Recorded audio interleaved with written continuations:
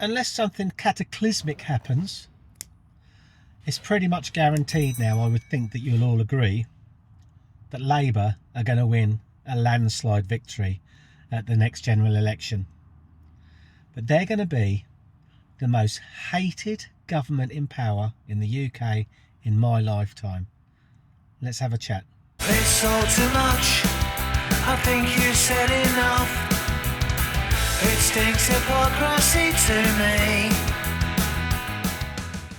So why on earth would I think that Labour will be the most despised and hated government in my lifetime? Well, it's because Labour aren't going to win the next election. Conservatives are going to lose it. First of all, let's dispel anything right here and now. I think they're all as bad as each other. I, myself, would say that I'm completely politically homeless. I completely understand why people are sick to death of the Tories. 17 odd years in charge. Part of that under a coalition, of course, with Nick Clegg and co. And they've gone from what would have been a central, maybe just slightly to the right, and I mean just slightly to the right. That's where it started, and now they're left-wing. And there's going to be people out there saying, no, they're not left-wing. Well, when you're pursuing green agendas and you're doing all the woke stuff, okay, that doesn't make you right-wing by any stretch of the imagination. So to me, Labour and the Tories are pretty much the same thing. But I do think Labour are going to be worse. Now, again, please take the tribalism out of this. I'm saying this subjectively. Could you imagine for one moment, please just think about this for one moment. David Lammy, Diane Abbott, Dawn Butler, Naz Shah, Angela Rayner. Can you imagine those being in charge of anything in our country? They were not at the head of the queue when intelligence was handed out. And now I say that with respect, but they are shit. Even our country does not deserve shit like that. So think about that for a moment. And yes, there are people in the Tory party that are shite as well. So again, just for balance. Then we have people that might be thinking, well, they might vote Reform. Now, they would be classed as GB News watchers or far right, wouldn't they? Far right, don't even get me started. People seem to forget that Ticey Boy was advocating mandatory, all this sort of stuff. He's been out to visit the blue and yellows. It's not what right-wing people would vote for. So Reform are going to make no difference to this election. And for people who say, well, a vote for Reform makes Labour get in, so be it. Are you not sick to death of voting for the least worst? Seems strange to me. Anyway, back to why I think Labour won't win the election in the way I've just described. Let's talk about the by-elections. We'll talk about Wellingborough because that's the one I've got some figures for here. My prediction for the general elections will be a very, very low turnout, and it will just be more Tories not voting. They'll stay at home. Okay, so I don't see Labour getting an actual massive increase in votes themselves. So let's take Wellingborough. Labour won on 46%, Conservatives won 25% in second place, and in third place was Reform at 13%. Okay, now that kind of makes it sound like 46% of Wellingborough voted for Labour. Well, they didn't. Okay, so let's just dispel that for a moment. And the thing is, the government website doesn't actually tell you the truth about this. Doesn't say it was only 46% of the turnout. So we'll get to that. The population, or the electorate, so the population of Wellingborough that are allowed to vote, who are viable to, you know what I mean, can vote, is 80,000. Yeah, 80,000, sorry. I was getting waylaid there. I was thinking of something else, to be honest with you. Okay, so the population that are allowed to vote in Wellingborough is 80,000. What actually voted was 30,000. That leaves 50,000 who didn't even vote. Okay? The turnout was just 38%. 38%. So that means that Labour only actually got 46% of the 38% that voted, which is naff all. And their actual vote share hasn't really changed from the last time there was a by-election there. There's about a couple of hundred more this time, I believe. So basically, 62% of Wellingborough that could have voted didn't vote. So there's my point. The Tories didn't come out and vote at all. Now, in reality, that actually works out that Labour only got 17% of the voters of Wellingborough. 17%. And of course the other two parties, Conservatives and Reform, even less. It's diabolical. Absolutely diabolical. Now then,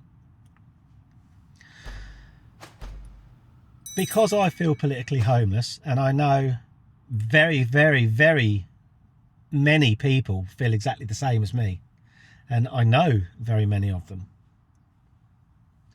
you have to think, what do you do when there's an election? Now, I can't tell anyone how to vote, but I will say one thing straight off the bat. Personally, I'm sick and tired of people voting tribally. Oh, I've got to vote red because my dad did, or my grandfather did, or because I come from a mining town or whatever. Couldn't vote Conservatives. Even if Conservatives had the best policies in the world, still wouldn't vote for them. And vice versa. So I'm saying the same thing. If you're a Tory, or your dad voted Tory and granddad, or whatever, your parents did, so you will. That's so, so pathetic. I'm sorry, but I'm just going to say it the way it is, okay? And for those that are going to vote Reform just as a protest vote, again, it's a bit pathetic, because what are you actually voting for? What do you think would change? What would change? We know that Reform are never going to get in. And I'll just go off on a slightly different line here, because I could win the election for Tories tomorrow. They only have to do 2 or 3 things to swing this back to Tories. Now, I'm not saying that I think Tories are great at all. I think they're dickheads. I think they're all crap, as I said. But if they were to put a couple of frigates in the English Channel and turn everyone back that are coming across in dinghies, if they were to leave the ECHR and they were to stop the French fishermen fishing in our waters, if France won't take them back, these refugees my arse, then that would get loads of votes back. Remember, everyone says that Tories are right wing, so why not be right wing? Okay, if the Tories actually did go to the right of centre again, they would win this election. I'm absolutely certain of it. The second thing I'd say is, with all this nonsense with the Free Palestine and all this sort of stuff, and the Muslims on the street bending over on their asses, doing all this in the middle of the street, showing a show of force, I would say that every single Muslim that follows Islam, and we'll get to that in probably a different vlog, but if you're a follower of Islam, you have to realise that those followers of Islam want Sharia law, because that's what Islam wants. They should be deported immediately. Conservatives would win the election. Absolutely win the election. And if they then also come out and started saying no to this nonsense with cocks in frocks being out going to sports and giving all this nonsense to trans, and they can, you know, all that nonsense that's going on, all the wokery and the shite, they knock that on the head, Conservatives win the next election. They would actually win the next election. Not through apathy, like Labour are going to win it. They would win it on merit. Now, of course, Labour could do the same thing. If they did those same things, they would actually win the next election. They could win by a much bigger landslide than they're going to win by. They could almost take every seat, I believe. So that's where I'm at. But what's a different way. A different way. How could we, you and me, change things? How could we change things? Now, bearing in mind that in Wellingborough, which I believe this will be pretty much a true reflection of the whole general election, 62% of people did not vote. 62% of people did not vote. Now, you imagine if at the next election, general election, that 62% went out, and all these idiots that are doing protest votes and voting for the least worst, if every one of us went out and onto our ballot sheet we wrote, "We do not consent." They have to be counted. They have to be reported. Can you imagine on the night of the election when all the results come out? Now, Labour may still get in, but they may get in on 20% of the vote, 30% of the vote.